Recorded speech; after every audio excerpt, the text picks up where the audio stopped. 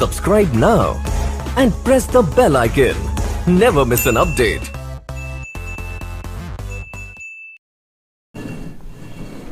Hello दोस्तों, आप लोगों का स्वागत है हमारे यूट्यूब चैनल फोकस ऑनलाइन पे। जैसा कि पिछले वीडियो में आप लोगों को लाइक पैरेलल के विषय में बताया गया, मोमेंट क्या बताया गया था? मोमेंट, ठीक है।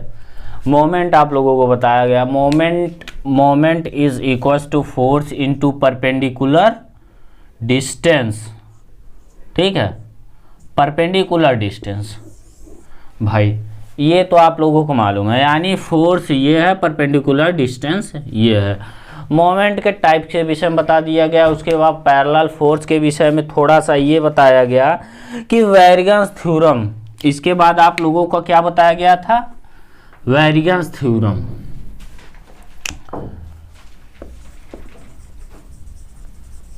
वेरिएंस थ्योरम क्या है? वेरिएंस थ्योरम यही सीधा कि अगर कोई फोर्स कई फोर्स किसी पिंड पे एक साथ कार्य करे तो उसके परिणामियों का उसके परिणामी का जो मोमेंट होगा यानी गुण होगा, इन सभी फोर्सों के परिणामी के योग के परिणामी के मोमेंट के योग के बराबर होगा, ठीक है। ये इन्होंने जब मतलब जो वेरिएंस नामक साइंटिस्ट थे उन्होंने बताया। अब बात करेंगे इसके बाद इन्होंने 3 केसेस ज़्यादातर बताए। भाई तीनों केसेस में अप्लाई होती है। पहला नंबर जो था आप लोगों को बता दिए थे हम, जब 2 forces meet at a point, ठीक है। सेकंड नंबर क्या था? सेकंड नंबर था लाइक पैरेलल और थर्ड नंबर था अनलाइक पैरेलल। लाइक पैरेलल में क्या था आप लोगों का ये भी बता दें। अच्छा चलिए, लाइक पैरेलल पे एक न्यूमेरिकल्स लग जाते हैं आपके। तो लाइक पैरेलल फर्स्ट नंबर क्या है? Like parallel force, like parallel moment, ठीक है। Like parallel moment. अब लाइक पैरेलल की जो आप लोगों के पास ये जो था, अगर मानते हैं किसी एंगल पे है, ठीक है, ये हो गया आपके फोर्स दोनों, ठीक। मानते हैं फोर्स आपका ये P और ये Q, ये P हो गया, ये Q हो गया, क्या है आपका? तो आपका रिजल्टेंट भी कुछ ऐसे ही होगा, क्यों? R is equal to P plus Q होगा, ओके। तो इसमें से जो एंगल बनेगा आपका, कुछ ना कुछ तो भाई एंगल बनेगा कहीं से ना कहीं से। तो R के रिस्पेक्ट में हमें मोमेंट जब निकालना है तो R के परपेंडिकुलर लेखा ले लेंगे। भाई अगर P के रिस्पेक्ट में निकालना होता तो P से परपेंडिकुलर डिस्टेंस लेते हैं, ठीक है। तो मान लेते हैं इसको O, या फिर इसको मान लेते हैं, क्या मानेंगे? A मान लेते हैं B, या फिर डायरेक्ट सरल A B और C मान ले इसे। भाई तो इसे क्या माने? D और ABC D E मान सकते हैं। कुछ ना कुछ एंगल ये है, कुछ ना कुछ एंगल ये है, या ये जितना ये एंगल होगा उतना ये होगा थीटा, ओके। तो हमने पिछले वीडियो में आप लोगों को प्रूफ कराया है, क्या प्रूफ कराया है? R इंटू ओ बी, यानी ये जो O है इज इक्वल टू कितना है आपका? P into O A plus Q into O सी, ठीक। आपको ये भी प्रूफ कराया है कि इसके बटे इतना बराबर होगा, क्या? AB बटे ये कितना होगा? CD is equals to BC बटे BE। ये आया था आपका। या फिर आप सीधा अगर इसको डिस्टेंस D1 मान लेते हैं, इसको D2, तो आपका जो था ये कि P into D1 is equals to Q into D2 आया था ना। तो बात करेंगे अब इसी पे कुछ कि आपका जो रिजल्टेंट टोटल फोर्स है, मान लीजिए क्वेश्चन में दिया है R is equal to 150 newton, ठीक है, टोटल ये दिया है आपका। इनके बीच में आप लोगों को डिस्टेंस दिया हुआ है। मान लीजिए टोटल डिस्टेंस जो है आप लोगों का दोनों फोर्सों के बीच, टोटल डिस्टेंस दोनों फोर्सों के बीच डिस्टेंस मान लीजिए डी, डिस्टेंस मान लेते हैं 200 मीटर। ओके, तो अगर 200 मीटर दोनों के बीच का डिस्टेंस है अगर ये, तो आर की डिस्टेंस मान लेते हैं, आर की डिस्टेंस जो है R, the distance of R with respect to Q दिया है आपका, कितना दिया है, मान लेते हैं 50 दिया है, 50 मीटर। ठीक है, अगर क्यू से इसकी दूरी 50 मीटर है, ठीक, तो अब तो निकाल सकते हैं भाई, क्यों नहीं निकाल सकते। अब जाहिर सी बात है अगर 50 ये है तो क्या होगा, सीधा सीधा आर बराबर इतना दिया है, बराबर क्या होगा P इंटू D1 प्लस, एक मिनट, अब सीधा सीधा इसकी जो ये है, हाँ, अब इसको मल्टीप्लाई कर देंगे और क्या, मल्टीप्लाई करके निकाल देंगे, सीधी सी बात है। इसमें 200 मीटर दिया है टोटल डिस्टेंस और ये 50 डिस्टेंस दिया है, तो अब दोनों में से निकाल लेंगे भाई, इससे कितना लिया गया है डिस्टेंस, और आपका इस बिंदु से अगर हम निकालते हैं तो जैसे प्रूफ कराया था बस वैल्यू पुटअप करेंगे और आंसर आपका आ जाएगा। बस इसी टाइप का केवल क्वेश्चन पूछेगा, इससे ज्यादा कुछ नहीं पूछेगा। ठीक है, तो अब बात करेंगे किसकी, अनलाइक पैरेलल फोर्स की। ये इतना लग जाएगा ना, समझ में आएगा नहीं, अगर ना आया हो तो इसे पूरा लगाएं हम। Unlike parallel force, unlike parallel moment, second number था अनलाइक पैरेलल मोमेंट। ठीक है, अनलाइक पैरेलल मोमेंट। अब इसको हम बता भी दिए थे, बचा था प्रूफ कराना आप लोगों का। अनलाइक पैरेलल फोर्स किसे कहते हैं, मान लीजिए कि अनलाइक डायरेक्शन कोई एंगल पे दिया है अभी तक, जैसे कि हमने पिछले वीडियो में, कुछ वीडियो में अनलाइक था तो इस साइड से प्रूफ आप लोगों का कराया था, लेकिन किसी एंगल पे नहीं प्रूफ कराया था। ओके, तो आइए चलिए एंगल पे प्रूफ कराते हैं। ठीक है, तो अब बात क्या करेंगे, किसी एंगल पे जब लिया जाए तो अनलाइक पैरेलल फोर्स के लिए मानते हैं कि ये हो गया एक आपका, ओके, और एक ये हो गया, तो जो ये है आपका रिजल्टेंट यहां से कुछ बनेगा। अब ये है आपका किसके, क्लॉकवाइज डायरेक्शन में, ये है आपका एंटी क्लॉकवाइज डायरेक्शन में। क्यों, समझ में आया। मान लीजिए कि ये रिजल्टेंट आपका आर है, तो आर भी एंटी क्लॉकवाइज डायरेक्शन में है, तो भाई आर बराबर हम P माइनस क्यू ले सकते हैं, अगर Q इसे माने तो P इसे माने तो। ठीक, इतना तो ले सकते हैं ना, क्यों। अब बस इसी को हमको प्रूफ करना है। ओके, तो अब देखिए इसी को दूसरे फिगर में हम डिराइव कर रहे हैं। ये आपका हो गया resultant R is equal to P minus Q. ठीक, और ये हो गया आपका जो है P, क्या है आपका P, भाई ये आपका P है, अभी अभी जैसे उसमें बना हुआ है P, क्यों, तो इसको हम आगे तो बढ़ा सकते हैं ना, और आपका ये जो है ये आपका Q है, Q। ठीक, तो Q को भी हम आगे बढ़ा सकते हैं थोड़ा। अब हमको निकालना है फोर्स इंटू परपेंडिकुलर डिस्टेंस। अब हम इसको नामकरण कर देते हैं A point, B point and C point.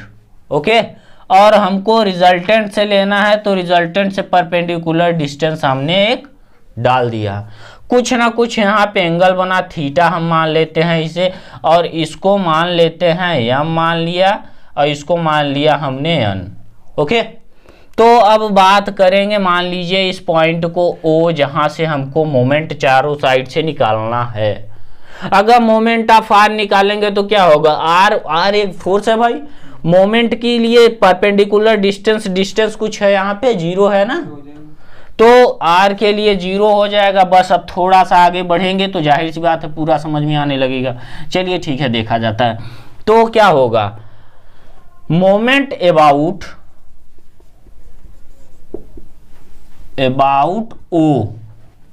ओ नहीं ए, अगर ओ के लिए निकालेंगे तो भाई ओ के लिए इतना डिस्टेंस आ जाएगा, फिर इनका भी निकालना पड़ेगा। ठीक है, तो निकालना जरूरी भी है। तो आर इंटू 0 होगा क्योंकि यहाँ पे डिस्टेंस कोई है नहीं, इज इक्वल टू कितना होगा भाई, P into A M minus, minus क्यों होगा, डायरेक्शन चेंज है। ठीक है, Q into A of N, चूंकि हमने इस पिंड से लिया है। अगर यहां से P से हम निकालते तो क्या होता, ए बी इंटू इतना कर देते। ठीक है, तो अगर अब बात करेंगे इसकी तो ये 0 हो गया, is equal to P into A M minus Q into A N. ठीक है, तो अब बात करेंगे इसकी Q into A N is equal to P into A M. ठीक है, अब इसको आप नोट कर लीजिए। अब उसके बाद बात क्या करेंगे भाई, ये कुछ थीटा एंगल पे है तो हमको ये मालूम है, इतनी डिस्टेंस मालूम है ना कि ये मालूम है।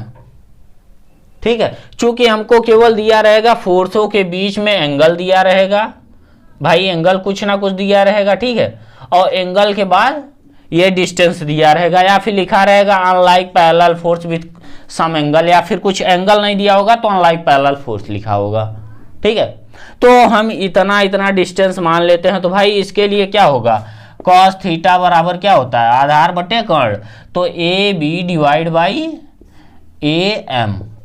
क्या आ रहा है आपका। अब बात करेंगे इसके आगे के, तो A B is equal to A M हो जाएगा कॉस थीटा। एक मिनट, परपेंडिकुलर डिस्टेंस तो ये है 90 अंश ना, 90 अंश तो ये है, तो आपका ये उल्टा हो जाएगा भाई, इसके लिए सॉरी, कॉस ऑफ थीटा बराबर ए एम डिवाइड बाई आपका कितना आया, A B cos A B बराबर क्या होगा, A M is equal to A B cos of theta. आपका ये आ गया। अब इसी के लिए हम इसको भी पूरा ले लें, इतना अगर लेंगे तो क्या होगा, cos of theta is equal to A N divide by A C होगा, A C is equal to कितना होगा, A N is equal to A C cos of theta. आपका ये भी आ गया भाई। अब इसको हम यहाँ पे रख सकते हैं ए एन की जगह और ए एम की जगह रख सकते हैं ना भाई। तो अब बात क्या करेंगे, अब इसी के थोड़ा सा आगे बढ़ते हैं भाई। यहाँ पे हम नोट कर लिए इसको भी, किसको नोट किए, A M is equal to A B cos theta, A B cos of theta divide by A N is equal to कितना है, A C cos of theta. ये दो ठो हमने लॉक कर लिया। ठीक है, और एक हमारे पास ये है Q into A N is equal to P into A M. ठीक है, अब बात करेंगे मोमेंट अबाउट ओ के सापेक्ष मोमेंट हमको निकालना है। ठीक है, तो क्या करेंगे, लिख लेंगे भाई मोमेंट अबाउट ओ। अब ओ के सापेक्ष मोमेंट निकालेंगे तो क्या होगा भाई, ये होगा आपका आर इंटू कितना होगा, ओ ए इज इक्वल टू कितना आ रहा है आपका, पी इंटू ओ एम। ठीक है, इंटू क्यू प्लस माइनस भाई minus Q into O N. अब हमको यही प्रूफ करना है भाई, बस ज़्यादा कुछ नहीं करनी है अब इसमें।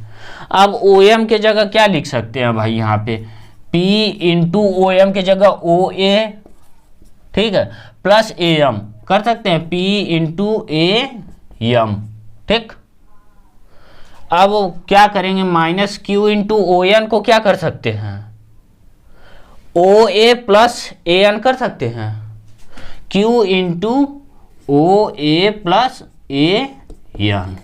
ठीक, अब इसी को थोड़ा सा आगे बढ़ाएंगे तो क्या आएगा, R into O A is equals to P into O A plus P into A M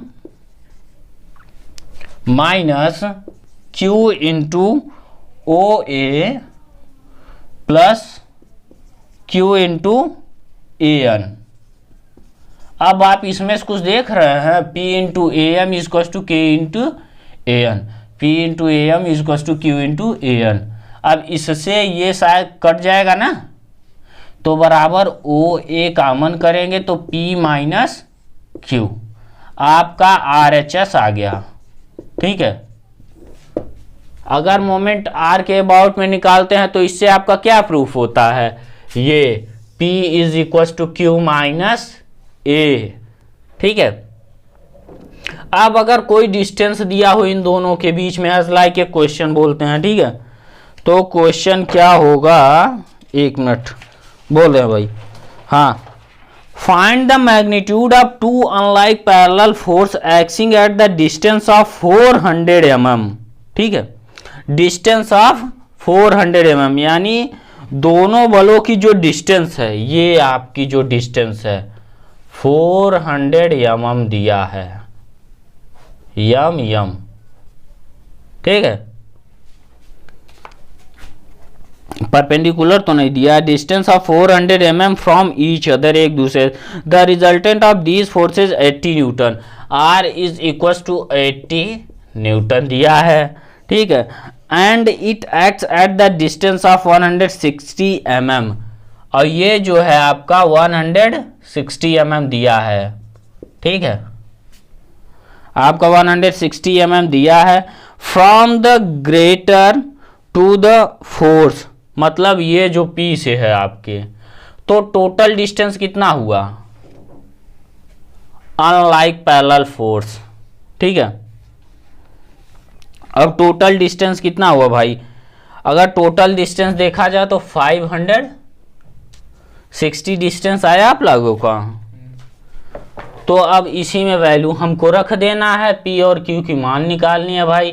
P into इसमें रख देंगे, बस हो गया काम खत्म।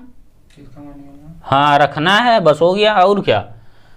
अब इसमें कोई प्रॉब्लम हो रही हो भाई, मेरे पास सीधा सीधा एक फंडा है, पी आर यानी 80 newton is equal to P minus Q, Q यानी ये भाई, केवल अगर हमको ये मालूम हो जाए तो हम निकाल सकते हैं, और ये मालूम है इसमें से केवल एक की हमको निकालनी है, केवल एक का फोर्स निकालना है, और इसमें हमको ये मालूम है क्या, Q into S A M, ये आपका मालूम है, एक ये मालूम है। तो इसमें वैल्यू अगर हम रखते हैं तो क्या होगा, अब आइए आगे बढ़ी जाते हैं। ठीक है, अगर हमने वैल्यू रख दिया Q इंटू ए एन बराबर क्या रख दिया, ए सी। ठीक है, इंटू बराबर हो जाएगा P इंटू ए एम बराबर ए बी, समझ में आया। तो क्या होगा, P by Q is equal to A C by A B आया। आप फिगर में देखिए, आप ए बी यानी ये दूरी जो है, मान लेते हैं इसे D1 मान ले, इसे D2 मान ले, इतना तो कर सकते हैं साधारण याद रखने के लिए। क्यों, तो P यानी फोर्स ये है, रिजल्टेंट से D1 दूरी पे है, ए सी। ठीक है, ए सी क्या है, ये टोटल दूरी है D2 भाई, ये ए सी जो है रिजल्टेंट से आप लीजिएगा, रिजल्टेंट से D2 दूरी। ठीक है, तो अब आपका सीधा सीधा आ रहा है क्या, और ये हो गया आपका D1। तो P by Q is equal to क्या होगा आपका, ए सी की जगह क्या कर सकते हैं, D2 डिवाइड बाई D1। अब इसी से P1 P into D1 is equal to Q into d2 यानी first force into first distance is equal to second force into second distance. ठीक है, अब बात करेंगे क्या, भाई मेरे पास सीधा सीधा डिस्टेंस अभी तक क्या था 160 एंड 400। ठीक है, तो total distance d2 is equal to कितना आएगा 400 प्लस 160 560 आया, और ये d1 कितना है 160 है। भाई आपका आप इसी में मान रख दीजिए ना, p इंटू क्या है d1 160 is equal to q into 560। चूंकि 400 केवल इनके उनके बीच की दूरी है। क्वेश्चन में क्या कर रहा है क्वेश्चन, देखिए भाई, find the magnitude of two unlike parallel force acting at the distance of 400 mm। मतलब दोनों फोर्स जो हैं ये 400 डिस्टेंस पे है, 400 mm पे। ठीक है, from each other the resultant of these forces 80 Newton, यानी रिजल्टेंट परिणामी जो है 80 न्यूटन का है। भाई इंग्लिश में अगर प्रॉब्लम हो रही होगी तो हम अब हिंदी में ही क्वेश्चन लगाएंगे, परेशान ना होइए। ठीक है, and it acts at the distance of 160 mm from the greater force. मतलब अगर ये P है तो इससे आपका रिजल्टेंट 160 mm है, अगर लोअर है तो इससे 160 mm है, तो ये हो जाएगा इस साइड R। क्यों? ठीक है, तो अब बात करेंगे बस इसकी। और देखिए अगर मैंने यहाँ P माइनस Q किया है तो यानी P ग्रेटर है नॉट Q, और अगर Q ग्रेटर होता तो मैं रिजल्टेंट जो है ऐसे पे लिखता R is equal to Q minus P, तब ये फिगर इस साइड हो जाता, जो ये है तल के नीचे की ओर होता। ठीक है, तो इतना ध्यान रखिएगा। अब बस बात करेंगे क्या भाई, अब P इज इक्वल टू क्या होगा यार, Q इंटू 560 डिवाइड बाई 160, 0 से 0 कटा, 16 32 47 64 9, तो ये हो जाएगा कितना 2 और 2 28, 28 दूना 56, 8 दूनी 16, 4 सत्ते 28, 4 दूनी 8। ठीक है, Q बाई तो P is equal to Q 7/2। ठीक है, आपका इतना आ गया। अब बस आप वैल्यू पुटअप कर दीजिए भाई, और क्या 7/2 ही आया है ना, हाँ 7/2। अब बस आप वैल्यू से पुटअप कर दीजिए, 80 newton is equal to P minus 7/2। ओ ये हो जाएगा 7/2 Q माइनस Q। ठीक, बस अब Q की वैल्यू आ गई तो आपकी जाहिर सी बात है P की भी वैल्यू आ जाएगी। अब इतना तो लगा ही सकते हैं। ठीक है, या भाई आगे कहिए तो लगा ही दें, चलिए ठीक है लगा ही दे रहे हैं। इसमें कुछ समझ में आया कि नहीं, समझ में आना चाहिए भाई, अगर नहीं आया तो कमेंट कीजिए। ठीक है, अब बात करेंगे किसकी, इसकी भाई। अब सीधा सीधा 80 न्यूटन दिया है तो ये कितना बचा 5Q/2 इज इक्वल टू, ये हो जाएगा Q इज इक्वल कितना होगा 80 इंटू 2 डिवाइड बाई 5, 16 पंचे 80, 16 दूना 32, 32 न्यूटन ये हो गया। और F बराबर कितना आया, यानी P बराबर कितना आया भाई 80 माइनस 32 कर देंगे, और क्या इतना ही आएगा ना। तो आपका ये हो गया भाई, अब और क्या, बस फाइनल। चलिए ठीक है, अब बढ़ते हैं बात आगे। अब आगे क्या है आपका, ये भी बात एक लेवर जानते हैं भाई, लेवर उत्तोलक। अभी तक मोमेंट आपने पढ़ा भाई, मोमेंट हमने गेट में पढ़ा, चलिए ठीक है। अभी तक कई फोर्स हमारे ऊपर लग रहे थे, वो भी ठीक है। अगर आपका हैंड पंप है उसमें भी तो कुछ ना कुछ लग रहा होगा। हैंड पंप मान लीजिए क्या हो गया आपका, ये हो गया, ये पंप हो गया, ये एक निकला इसे पे, यहाँ पे कुछ था, फिर ये लगा हुआ है, ये जो है यहाँ कुछ पकड़ा हुआ है तभी तो ये, और यहाँ से आपका पानी निकल रहा है। क्यों निकल रहा है पानी, आपने कुछ प्रेशर लगाया, कुछ मोमेंट यहाँ पे काम किया आपका भाई मोमेंट के विदाउट तो आप काम ही नहीं कर सकते, पानी निकाल ही नहीं सकते, क्योंकि आपने फोर्स कंप्रेस किया यहाँ पे, ठीक है, तो यहाँ पानी गिरा, तो ये जो फोर्स है आपने एफर्ट किया, हाँ एफर्ट किया, तो लोड ये था भाई आपका टोटल, यहीं से पानी खींचा है ना आपने, तो ये क्या है, ये क्या है, ये भाई आपका फुलक्रम है, क्या है, फुलक्रम यानी टेक है, आयाम भी कह सकते हैं आप, ठीक है, टेक यानी जिससे पकड़ा हुआ है, मतलब हम टूटने नहीं देंगे, सपोर्ट, ठीक है, इसी को हम फुलक्रम कहते हैं अगर इंजीनियर की लैंग्वेज में कहेंगे, हाँ ठीक है। और लेवर, अब बात करते हैं लेवर की, यानी उत्तोलक। उत्तोलक क्या है, ये आपका उत्तोलक है, ठीक है, तो उत्तोलक की डिफिनीशन क्या होगी, उत्तोलक is a rigid bar which rotates at the fixed point, मतलब क्या है, जो कि एक फिक्स्ड पॉइंट से रोटेट कर दे, घूम दे, मुड़ जाए, मुड़े ना मतलब पूरा एकदम मुड़ता हुआ जाए, ठीक है, रोटेट, घूमे, ठीक है।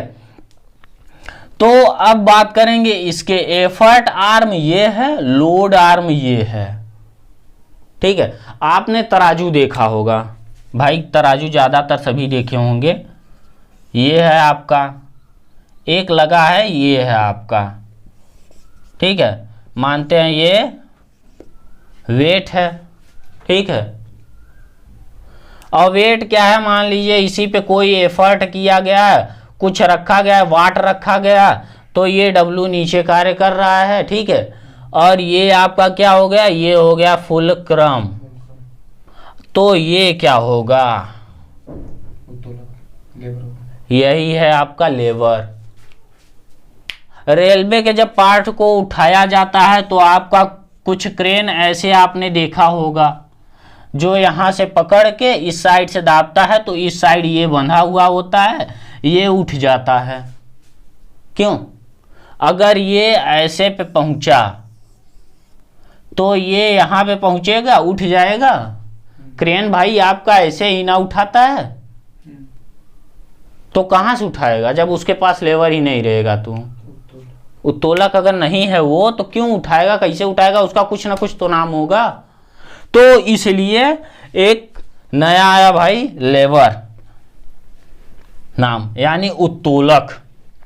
हमने पहली बार सुना तो हम सोचे कि भाई हो सकता है कोई वर्क करने वाला इंसान हो, मजदूर, तो भाई है तो मजदूर है, काम तो कर वही उसी ने तो काम किया है ना, तो चलिए ठीक है, लेबर।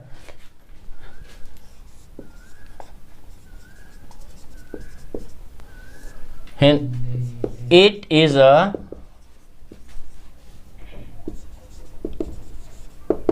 rigid bar, ठीक है। स्टेट और रोटेट, मतलब स्टेट और सर्कल किसी भी टाइप का हो सकता है आपका, और स्टेट, यस, हाँ ये भाई रिजिड बॉडी है, रिजिड बार है, मतलब रिजिड छड़ है, कोई कठोर छड़ है भाई। मान लीजिए ये हो गया, अगर यहाँ पे हमने कुछ लगा दिया है, टेक लगाया है, इस साइड से अगर हम कार्य करेंगे तो कुछ ना कुछ वर्क होगा इस साइड।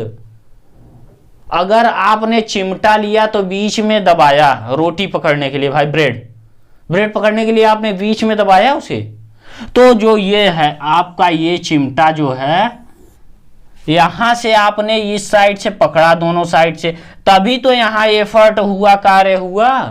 ये क्या है आपका, ये फुलक्रम हुआ कि नहीं, सपोर्ट है ना यहीं पे, तो आपका ये हो गया भाई, यानी आपके घर में भी फुलक्रम है, बिल्कुल लेबर है।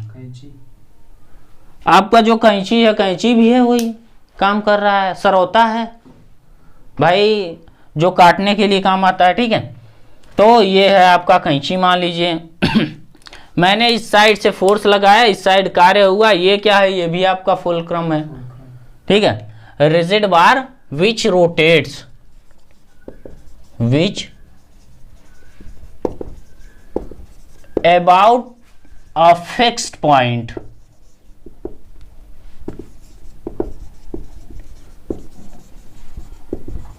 About a fixed point.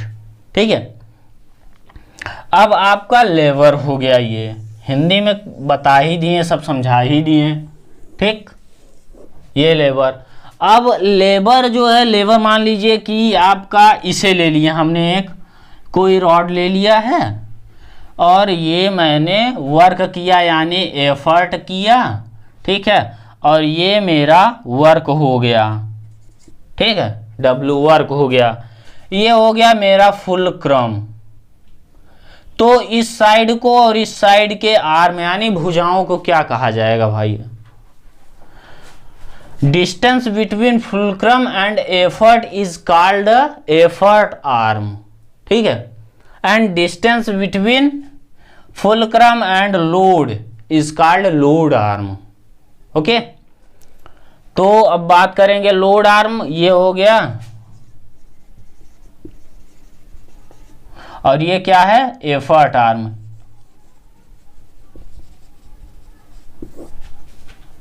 ठीक, अच्छा एफर्ट। अब इन सभी के विषय में सबसे बड़ी बात क्या है भाई? ये जो लेबर है,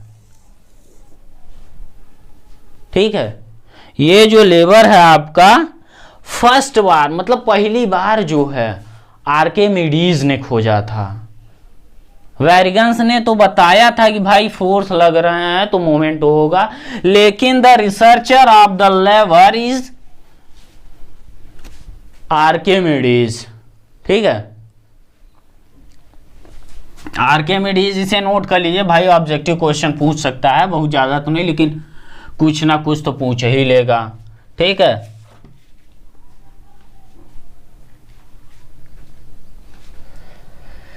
तो Archimedes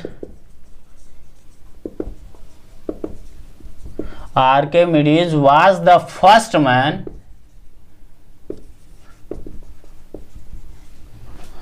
who has developed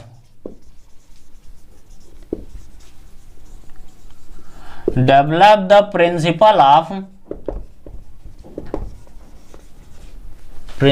of lever। मतलब आर्किमिडीज ने ही इसको, मतलब इनके नियमों को बताया लेवर के। अब लेवर्स का यूज क्या है? लेवर्स के यूजर के विषय में अभी तक तो बताया आप लोगों को कि चिमटा हो गया, कैंची हो गया, या फिर आप पार्क में झूलने वाला जो ये है उस टाइप का। ठीक है, या फिर आपका हैंड पंप हो गया। ठीक है, there are many types of lever, मतलब कि जो साधारण यूज हो रहे हैं, लेकिन कुछ कॉमन लेवर्स हैं।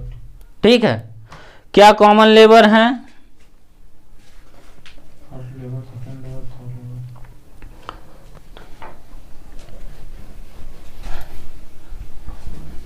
फर्स्ट नंबर अभी तक जो मैंने बताया ये सब सिंपल लेवर था। क्या था? Simple lever. There are 3 types of lever. कितने हैं भाई? 3 टाइप्स हैं। There are 3 types of. First number क्या है भाई? सिंपल होगा, सिंपल लेवर, साधारण उत्तोलक।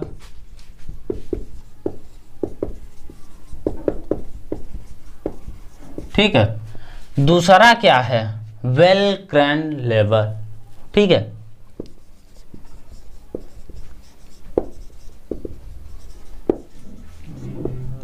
मतलब जो ये हो, क्रेन तो हो, लेवर तो हो, लेकिन इनके बीच का डिस्टेंस परपेंडिकुलर हो, वेल क्रैंड लेवर। ठीक है, अब इसके अलावा बात क्या करेंगे? थर्ड नंबर जो है कंपाउंड लेवल की। कंपाउंड।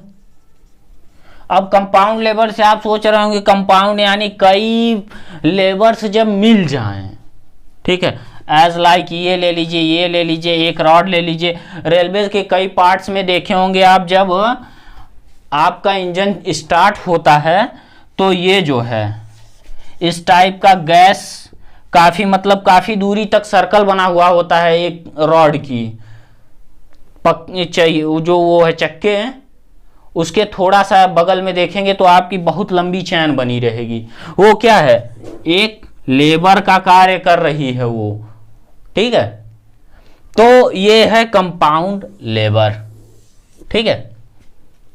टाइम तो कंपाउंड लेबर जो है ये बता ही दिए, सिंपल लेबर।